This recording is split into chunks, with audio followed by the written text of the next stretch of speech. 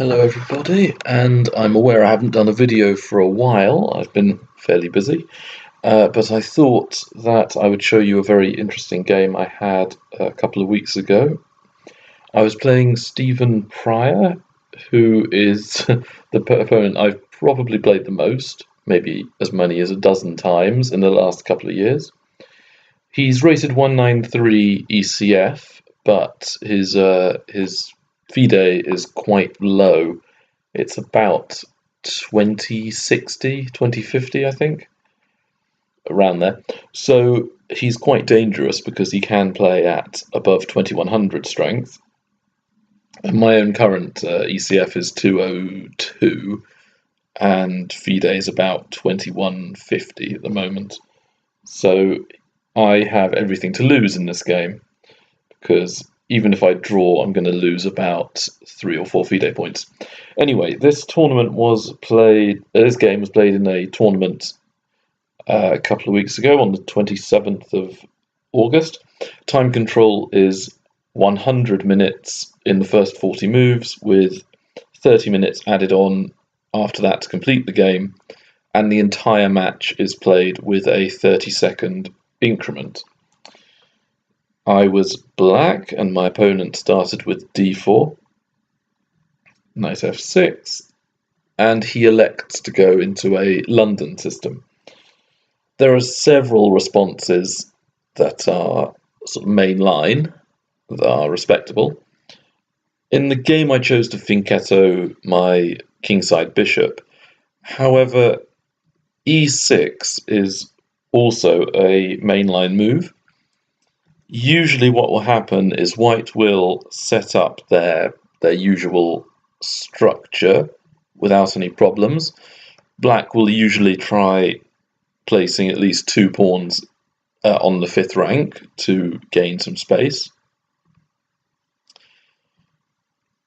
And usually what will happen is white sets up this pawn triangle, b2 to d4 to f2, and then connects the 2 knights together with a knight on d2 and f3.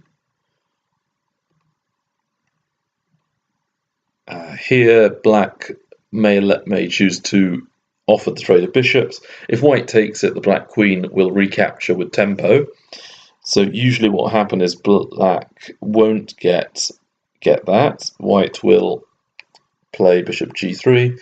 If black takes it now, h takes is quite powerful. The white rook on h1 will be able to attack black's castled king if that were to happen.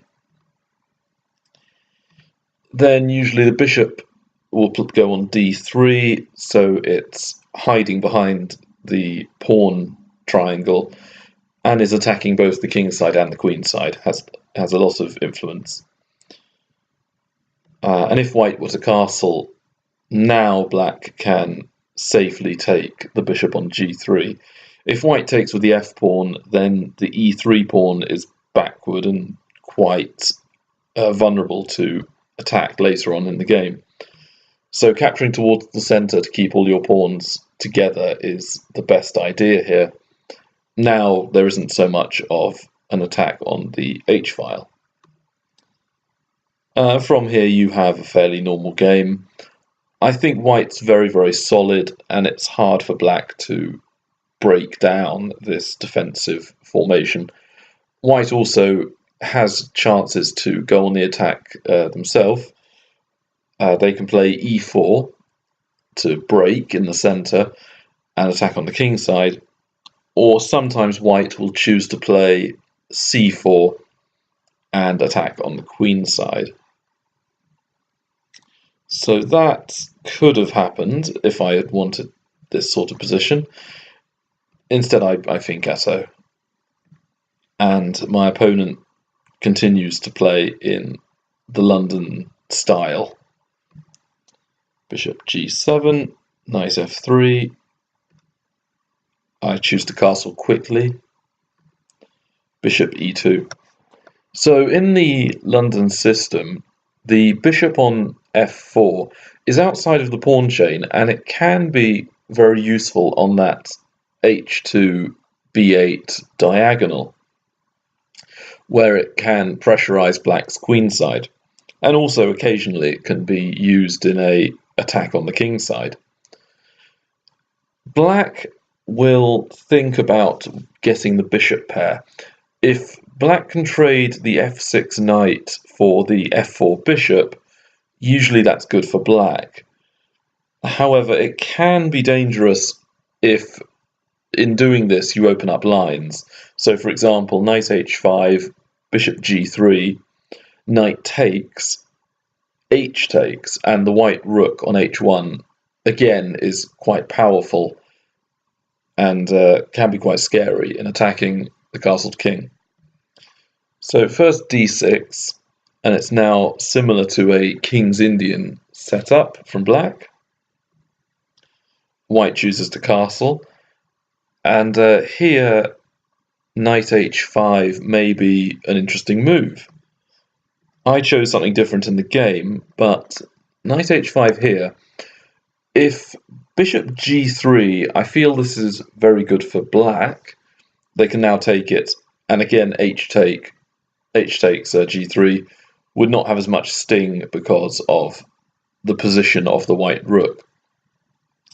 However, bishop g5 is an annoying maneuver that white can employ. Black can still win the bishop if they're desperate to, with h6, bishop h4, g5, forcing the win of the bishop. Yet white can get an unpleasant initiative because of black throwing these kingside pawns up the board, which are meant to be held back to guard the king. Knight d2, knight fd2 is a very interesting move. If black takes the bishop straight away, white can then take the h5 knight with his other bishop, and then black has doubled isolated h pawns, and there may be very good chances for white to attack the king. So knight f4 is a move where black is trying to wreck white's pawn structure, as well as his own structure is going to get dismantled. E takes, G takes. So both sides have isolated, not isolated, doubled pawns. Black's being isolated.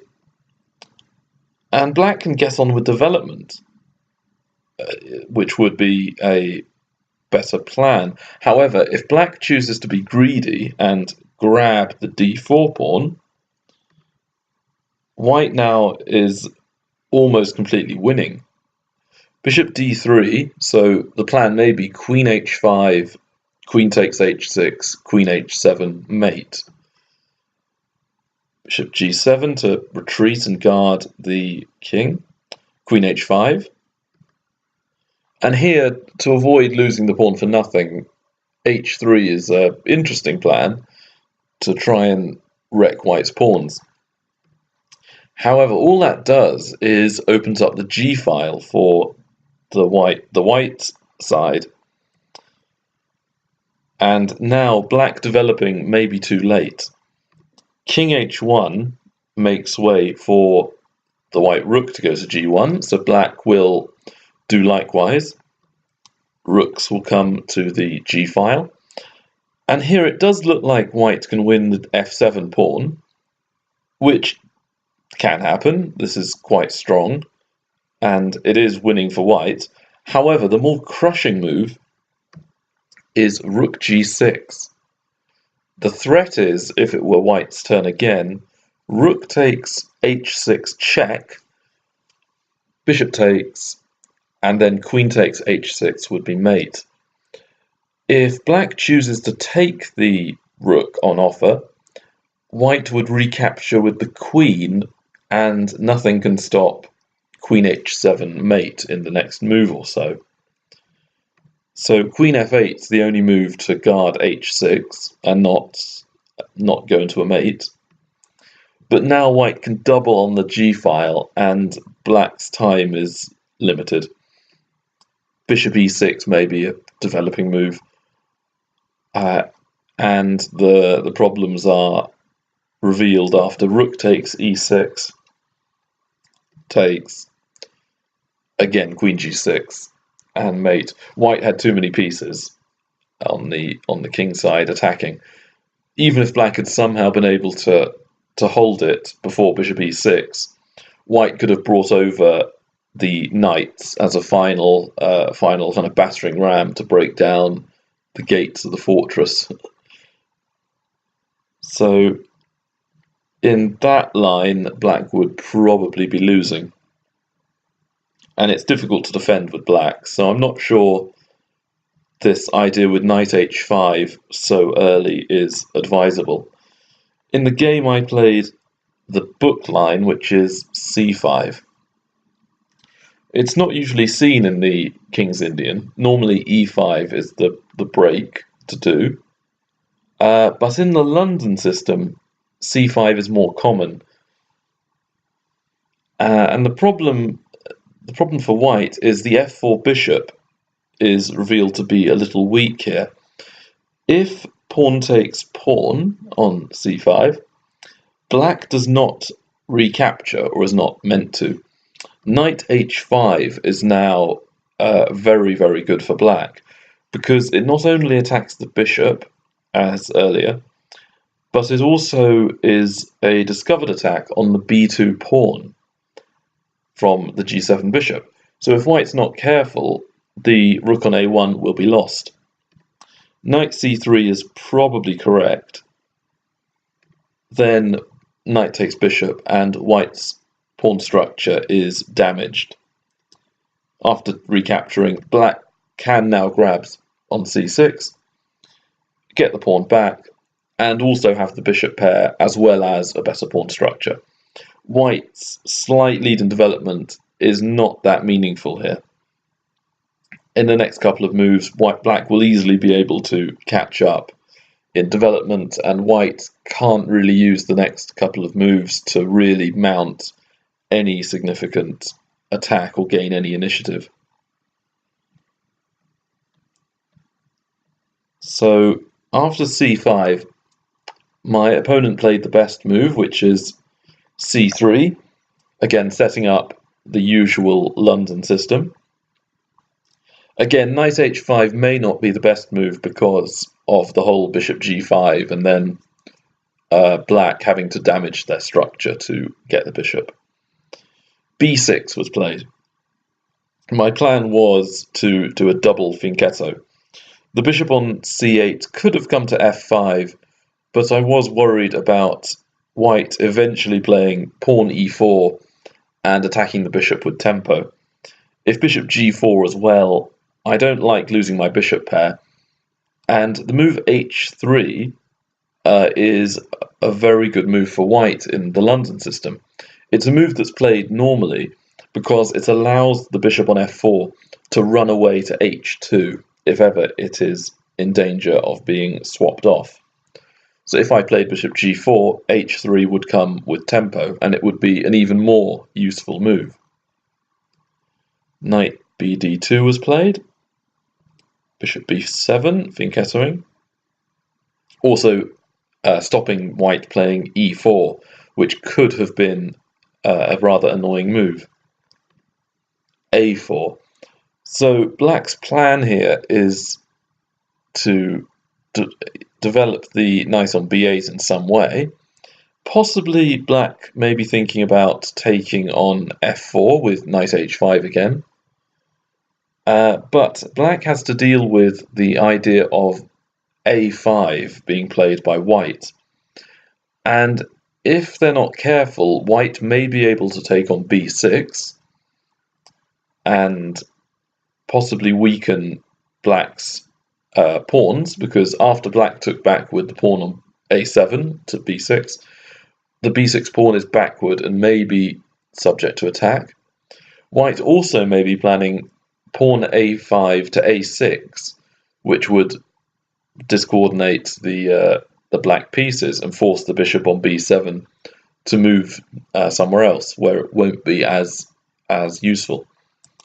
So a6 is the move I chose to play. The idea is if white plays a5, black can now play b5. Then black has gained space on the queen side. h3, so white has now used the time to save the bishop in pretty much all circumstances where I play knight h5. And because I didn't have attack, white had time to play this. Knight bd7. So my knight could have gone to c6 as well. However, whenever I'm black, I tend to have this rule where if I double fianchetto, I don't want both my knights blocking the range of the bishop on their respective diagonals. As white, you can sometimes get away with it because as you move first, you already have more time to arrange your pieces in various setups. But here, if knight c6, white may have been able to play e4 very early on in the game. Also, knight bd7 guards all the various black pawns on b6 and c5. So white played queen c2 to connect the rooks. Also, e4 is again on the cards, may be played next turn. Queen c7. So my idea was that if white plays e4, I have c takes d4, and the white c pawn would be pinned because if white took back with a pawn, my queen would be able to capture white's queen for nothing. And if white did knight takes d4, I feel like white has lost space in the center because they'll no longer have two pawns side by side on the fourth rank. Generally, white wants to keep a pawn on d4 in the London, so e4 isn't really playable. Rook a c1, now again it's playable. Rook a c8, again this annoying pin is on the c file. White can't really play e4 for the same reasons. Rook f d1, getting the last piece into the game. Here, I could play rook f d8, and I was thinking about it. However, I saw a nice tactic, and I also realized that the queen on c7 may not be best placed there. And I decide that this game has transformed. It was a King's Indian defense setup I was using. Now I'm thinking it's more like a hedgehog without a pawn exchange. Normally the hedgehog formation is where black has exchanged his c5 pawn for usually a white pawn on d4, which could happen here at some point. And then black will very slowly maneuver the pieces around and try to play either b5 or d5 to gain space in the center or just on the queen side. And if white overextends and tries to squash black completely, and black's still able to play one of those two freeing moves, white may have difficulties with their structure. So my idea, queen b8, and the tactic that I'd looked at was if white plays bishop d3, which is a very natural move. Bishop d3 is seen in the London a lot of times. It also allows e4 to be played in the next move or so, if I allow it. And also it just looks like one of those moves that white could play, and it appears to improve the bishop. However, I have a really nice tactic. I wonder if you can see how I can gain the bishop pair. I'll give you 10 seconds to look or to pause the video.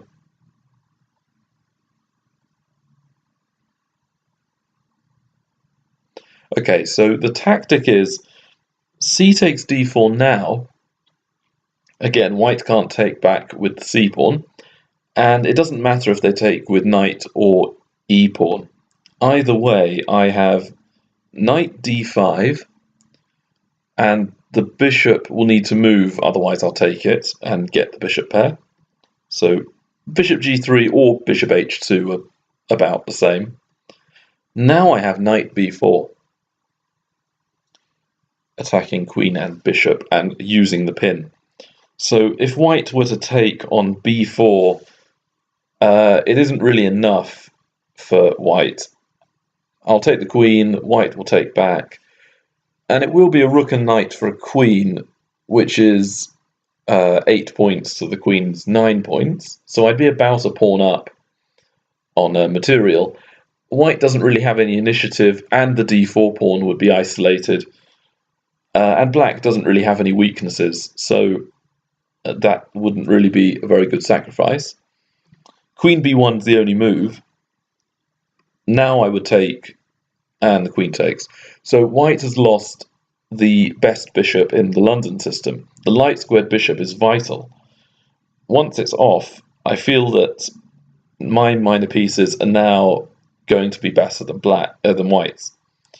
Black's pieces may be a bit passive. That knight on d7 needs to come forward, but long term, black's bishop pair, as well as the fact that the double fianchetto is going to be quite useful as the game opens up, makes me think black has a good advantage here.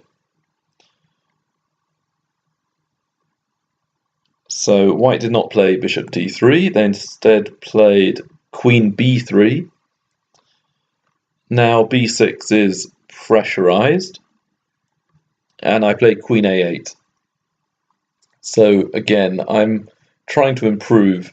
My queen on b8 was not really doing very much, and this is a common theme in the Hedgehog, where black maneuvers the queen around to a8 and forms a battery along the diagonal.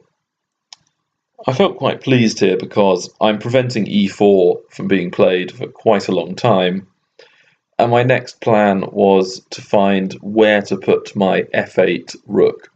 Sometimes e8 is best, and I can maybe play e5 to break myself.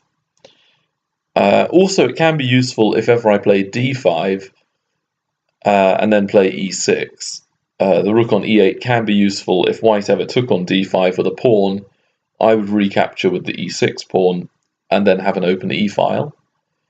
But I could have also played rook f d8 next turn, and maybe try to play e5 or d5 again. But white played knight e1, and I was not really sure if this was any good. The plan was to take away my pressure on the diagonal by playing bishop f3 and trading off bishops. So I couldn't really see a way of preventing this that didn't weaken my position in some way.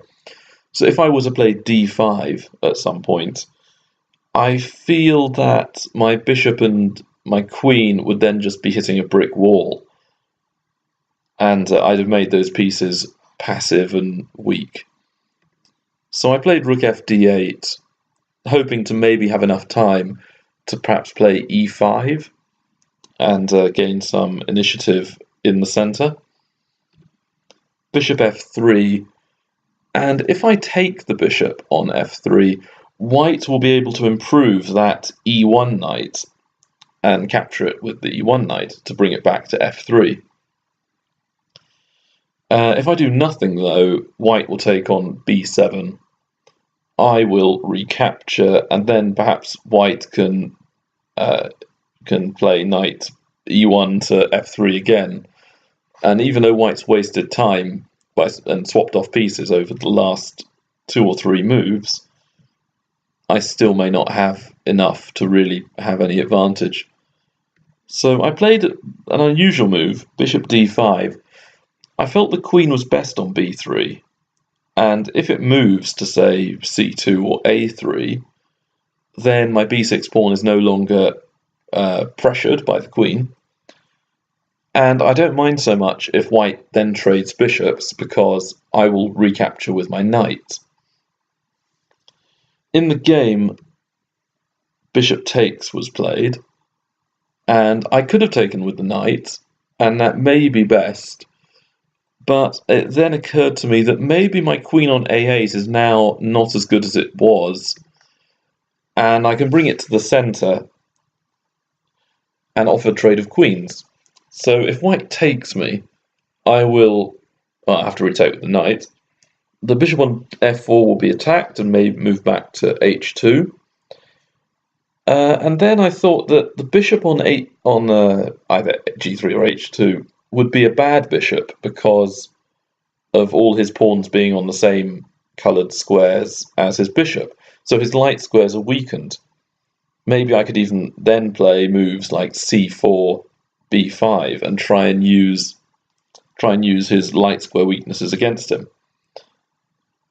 So that was my plan, but white played c4. My queen needs to move, and moving my queen over to the king's side may be an interesting plan, but I was slightly afraid of the queen being trapped with white's knights and pawns and bishop. I should have really looked at it more, though. The queen does not get trapped, yet white can still get an advantage with accurate play. I decided on queen b7 with the plan of taking on d4 next turn. So white would then recapture with the e-pawn, and we would truly have a hedgehog formation, where this is good for black, because the more exchanges of pieces, the less cramped it is for black. And that's very good in a hedgehog, because that's the main advantage white has, is black's cramped pieces. Also, after taking on d4 and white recapturing, the d4 pawn may be susceptible to pressure from my bishop on g7. I may be able to find a way of attacking the pawn and using that d4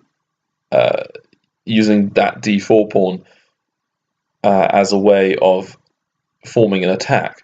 Maybe bring my pieces over, attack d4, force white into passivity. So white played d5, and again the position changes. It was a King's Indian, became a hedgehog. Now I transform it into a Benoni, where the pawns on c4 and d5 for white and c5, d6 for black is the same as a Benoni.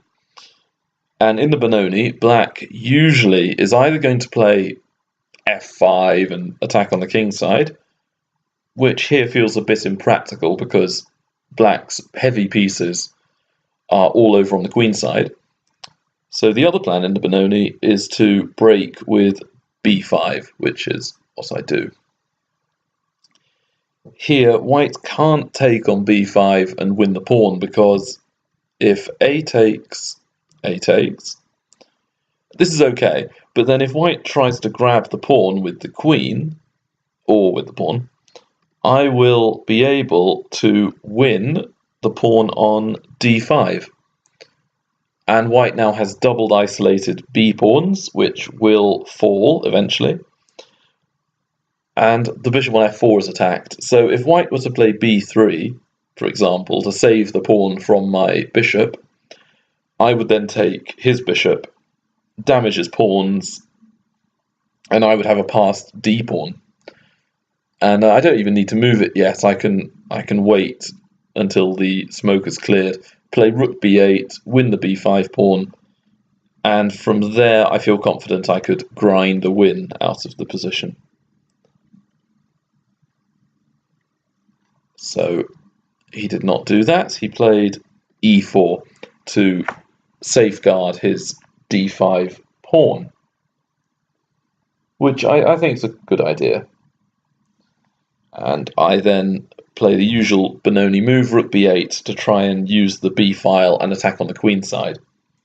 So at this point, just to take stock of everything that has happened so far, we've had an interesting opening where it's transposed into several openings, and I've been trying to use the ideas from each of those openings to play thematic moves and to try and perhaps gain an initiative or equalise as black. White's been playing quite solidly with this London system, but has been goaded into advancing the pawns, which does create some small weaknesses. And we're at move 20 here. Of the at this time, we both had about the same amount of time on our clocks, both mid 50 minutes each. So I had about 52 minutes, he had about 56 minutes. So still plenty of time to play the game. And here he is in a bit of trouble because in the Benoni, the bishop on g7 is a bit like the dragon bishop in the Sicilian. If it has a nice open diagonal, it can be incredibly powerful in attacking on the queen side. White is going to try and defend the b2 pawn and also put the rooks on the queen side, maybe on a1 and b1. But if black's knights can get onto the dark squares on, say, d4 or e5, and if they can't be kicked away, it can be very, very hard for white to defend everything. So anyway, white took, I took. I was expecting c takes b5, where I would have been very happy. I'd have had control of the b file, and the b2 pawn will probably be a huge weakness, which will force white into a very defensive position. Queen e3 was played, though. And here I decided to try, finally, and win the bishop on f4 with knight h5. Well, I say win the bishop, I mean swap off the bishop. So my plan is to do this discovered attack on the b2 pawn, just like much earlier in the game, while I'm attacking the bishop on f4. However, I was a bit afraid of his response of bishop g5. He did not play this in the game, but I feel it was the best chance of gaining lots of counterplay. The best move, according to the computer, which makes a lot of sense and I had not seen, is knight e5 for black. So it attacks c4, which is a potentially vulnerable pawn. The queen on b7 is now defending the e7 pawn. And also the knight on e5 may not win the pawn on c4, but it is in a much better position than it was on d7. And my knight on h5 is slightly misplaced, but I can always swing it back to f6. And I'll have wasted a bit of time, but I'm sure it's not the end of the world. It probably doesn't mean very much. However, I was going to take on b2. Bishop takes e7. Bishop takes rook. Here, white should take on c1, sacking the exchange. I need to move the rook to keep the exchange. Bishop takes d6. And if I play rook c8, I'm very, very passive, where I think white has clearly has enough for the exchange sack. So rook a8 is an interesting move. After bishop takes c5, winning another pawn, I will trade, then take to exchange pawns. Knight takes is now a very strong move. If rook takes e4, then knight d6 would win back the exchange, and white would end up being a pawn up. I would really struggle to not lose this game. If I don't take, then white has a very powerful d5 pawn. It could be incredibly useful in some tactical sequences, in pushing it up and threatening promotion. And it's also protected by the e4 pawn. So white's presence in the center is definitely giving him enough compensation for the exchange. This was the best option for white. However, he did not see that because he was too preoccupied with the b2 pawn being vulnerable. b3 was played, and I instantly took on f4. Queen takes. Now I take on c4. I judged that it was the right time to take here, because if white takes with the rook, then the rook is a bit misplaced, and the b3 pawn will be very vulnerable on the b file the rest of the game. Perhaps I could play knight e5, and the rook would have to move, and then I could either switch my rooks to the a file and come in onto a2. Having a rook on the second rank would be very good for black, or I could keep on attacking b3 and double on b file. So he doesn't want to do that. Knight takes is out of the question because I will take on b3. So he took with the pawn. Knight e5, improving the knight. Knight d f3. So I was trying to prevent his e1 knight getting back into the game. If he'd have moved the e knight to f3 in this position, I would have knight d3 for king, queen, and rook. So he has to do his other knight to f3 so that his rook on d1 is guarding the d3 square, as well as his e1 knight. Queen b3, so I'm infiltrating, I'm attacking c4. He exchanges knights, and I take with the bishop to keep my pawn structure good, to keep my pawn chain and prevent any doubled or isolated pawns happening. Queen f3. At this point, it's an interesting ending position. It may be still in the middle game according to some experts, but I feel that because there's only one minor piece each, we're already pretty much in the ending. And it's an interesting place to pause and look at each of the pieces. So, bishop and knight, which one's better? Right, so usually in a position like this, all the pawns are in the same kind of group. It's one pawn island each, so there aren't two different wings of the board where there's lots of activity for the pawns. And it's very, very blocked up. So usually a knight is much better than a bishop there. Also, the black bishop is bad. All of black's pawns that are in the centre are on the same coloured square as the bishop, and white's pawns in the centre are not on the same square colour as the bishop. So my bishop would be very bad at attacking white pawns. In fact, there's only one pawn on the board that the bishop can attack on f2. And the knight is incredibly useful in these positions because it can jump all over the board and slowly start to infiltrate. Maybe if it could get to c6, that might be a good square for it. And it can attack a pawn anywhere on the board given enough time. So the closed nature of the position favours the knight. However, because there's still heavy pieces on the board, the bishop is more useful in attacking and defending against the heavy pieces than the knight is, and the knight is very passive at the moment. So I think long-term the knight's better, but short-term the bishop's long diagonal and control of the dark squares in the centre makes the bishop a little better here. Queens, I think that black's queen and rook coordination is better.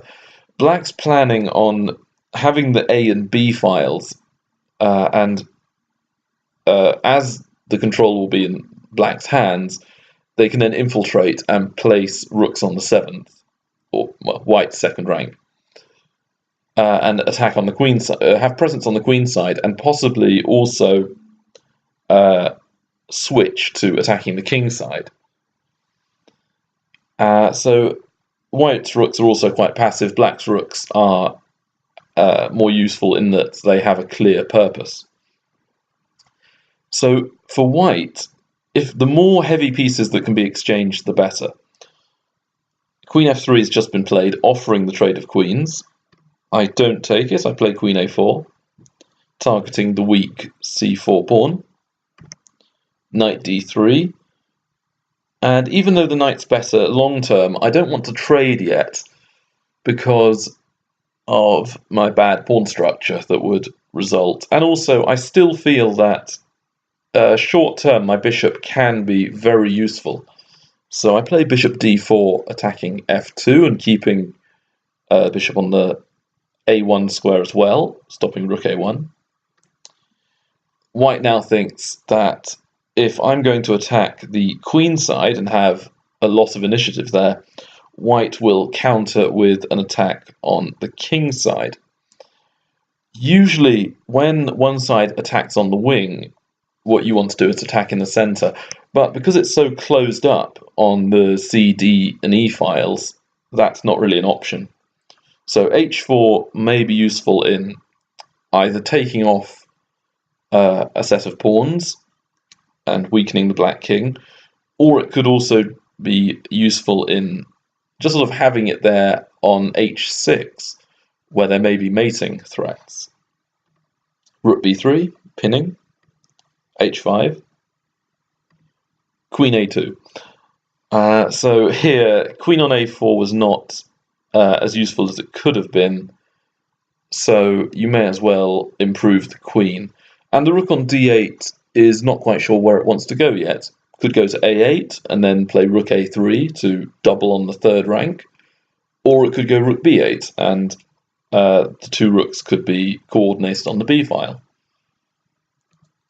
So if white took on g6, this would not be so good. Black normally would take with the h-pawn to capture towards the center, keep all the pawns in a big group. However, f takes now has a very good reason to be played. This opens up the f file for black's rook. Rook f8 would then attack the queen, and also it would add a third attacker to the f2 pawn. White would be in serious danger of some tactics which may end up winning material. So that would not be a very good idea for white to do. That's why my opponent played h6. There's vague ideas of doing either a back row checkmate or of getting rid of my bishop and then being able to maneuver the queen to go to g7, checkmating the king. Rook db8 was played by me. I eventually decide to have the rooks coordinated on the b file. Queen h3. So part of this move is to play queen d7 and attack the e7 pawn, which is the base of the pawn chain. Also, if the rook on b8 ever moved off the 8th rank, the queen could go to c8, checkmate. However, queen h3 has a very big problem. Can you see how black gains a significant advantage here?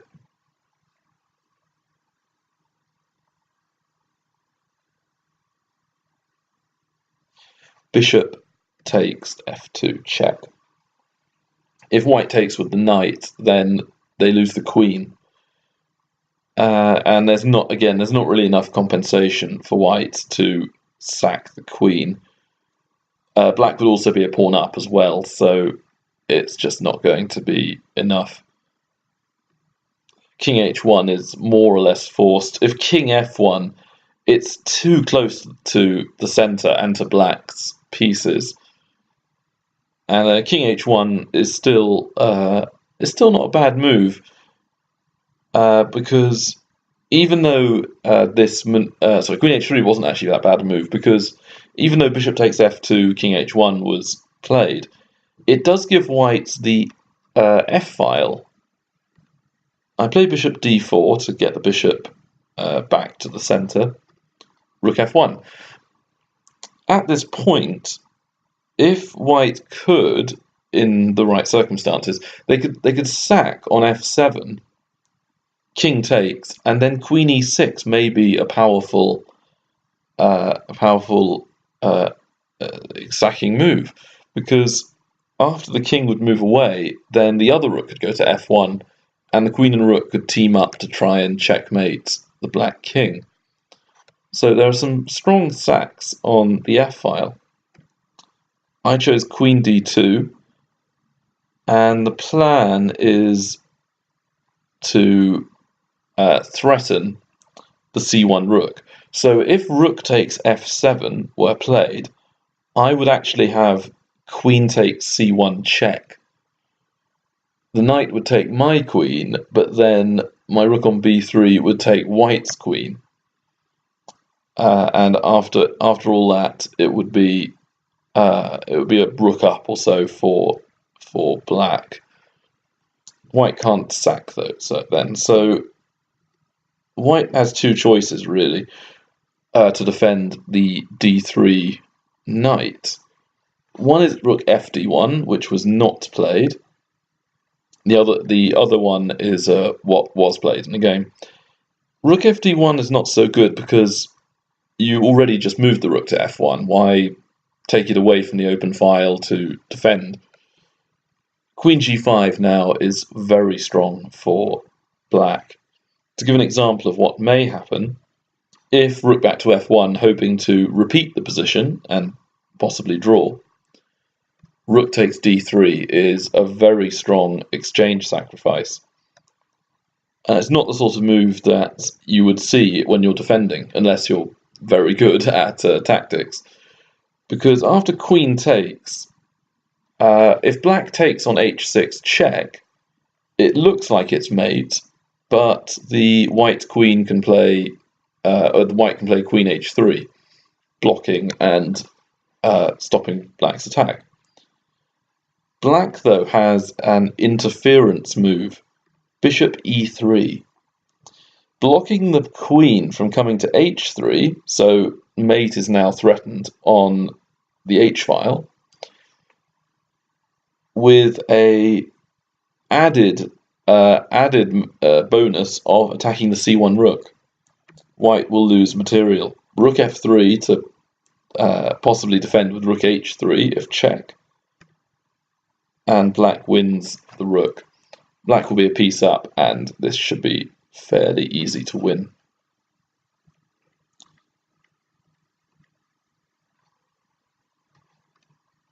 Rook c d1 was played though in the game. Idea is defend d3 by x-raying the queen. It's a clever idea. If rook takes d3, that's just not a very good move. White can either play rook takes queen, and then if rook takes queen, pawn takes rook, white will have won the exchange. Or if I do rook takes knight, queen takes d3 would then be played, and the queen would be defended by the d1 rook, which is, again, x-raying the black queen. So I played queen e3. The idea here is to trade queens, which actually is the best move for white. If queen takes, bishop takes, I'm attacking h6. I'm prepared to take it next turn. Knight f4.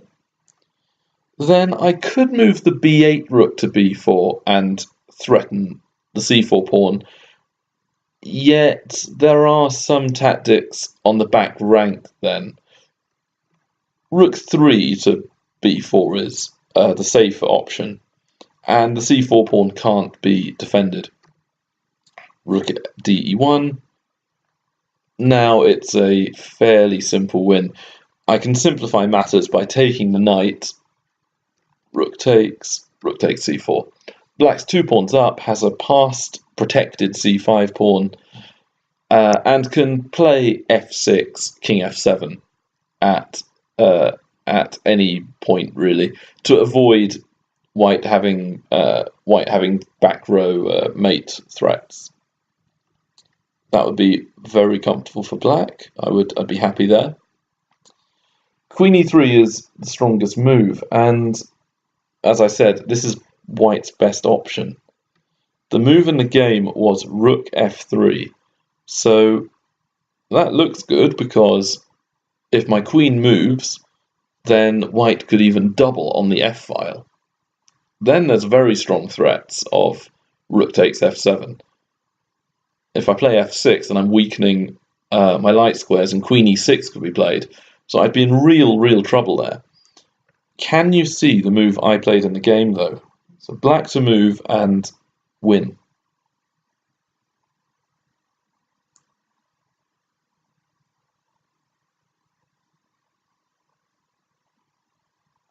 Alright, so I thought for about 5 minutes on this move, and eventually analysed it to the end. Rook takes knight on d3, so I sack the queen. First, let's just get the sidelines out of the way. If white takes on d3 to win the exchange, the rook's defended again through the x-ray. All the pieces on the third rank are defending each other, but there's queen g1 mate, so not ideal for white. The game went rook takes e3, which is probably the only realistic chance of playing on. Rook takes e3 attacking the queen is good, but far stronger is rook takes d1 check, king h2. And now I think black has two options. First option is bishop takes rook. Second option is bishop e5. Which do you think is the strongest move?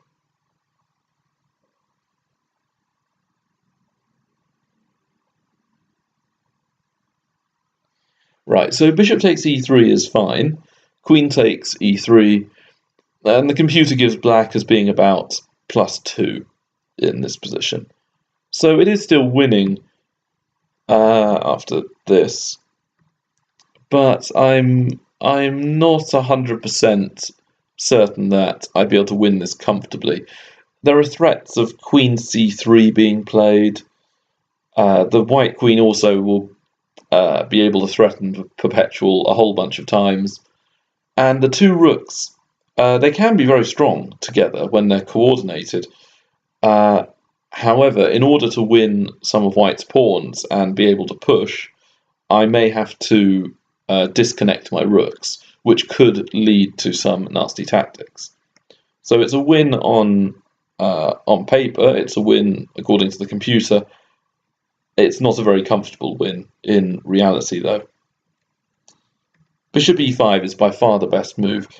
If queen g3, I win at once by taking the queen and being a rook up. If pawn g3, which looks more natural, I have rook b3 check. Only move really is queen g2.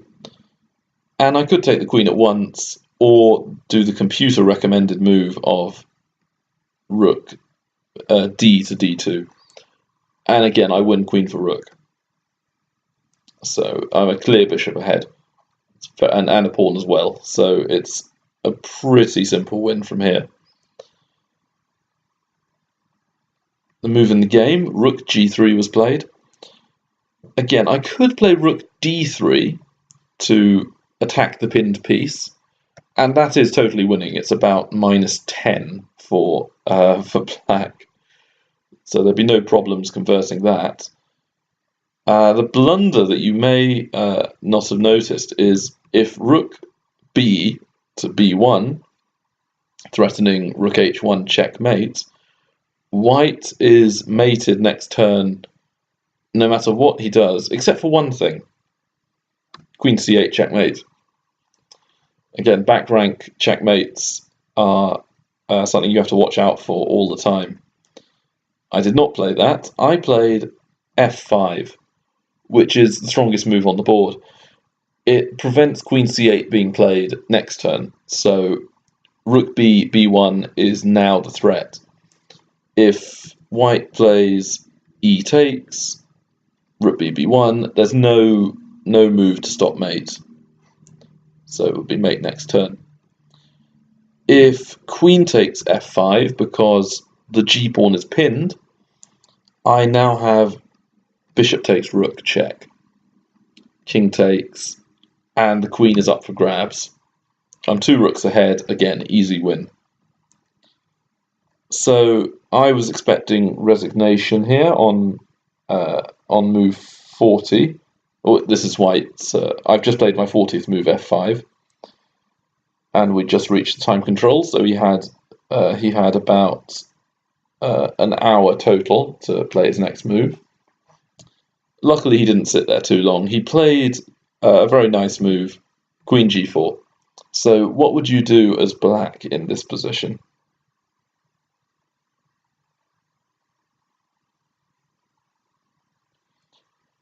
Okay, it's harder than it looks. If you take the queen straight away, it is stalemate.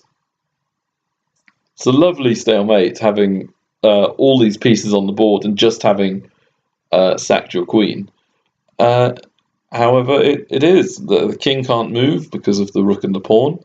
The rook is pinned to his king because of the e5 bishop, and none of white's pawns can move, so this would be a draw. Now, I could play rook d3 and win that way, and the computer says rook b1 is also winning as well.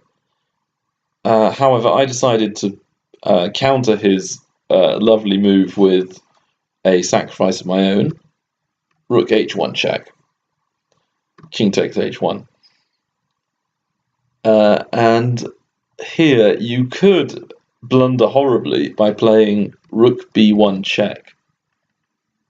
White would then return to h2, and now the best move is probably taking the queen, because if you don't take the queen, white will move it away, and there won't be any checkmates. So what will probably happen is, queen f3, let's say, bishop takes rook, white would take back, and it's queen against rook, so white would win. Rook b3 is the only move which would keep the game going, and it's about level according to the computer. So that would be a terrible move. Instead, f takes g4 is now not stalemate. And he did resign here. Yeah, may as well play the last move. The rook's attacked, and no matter where it goes, it will either get, if it goes to b3, it will get taken. And if it, say, takes the pawn, for example, rook b1 checkmate, and any other move will take the rook and win. So that was my game with Stephen Pryor. I thought it was very tactical near the end, even though it had been positional for at least the first half of the game. There's some interesting transpositions there to different openings, a few nice ideas of sort of thematic plans for both sides, and I hope you enjoyed this video. All right.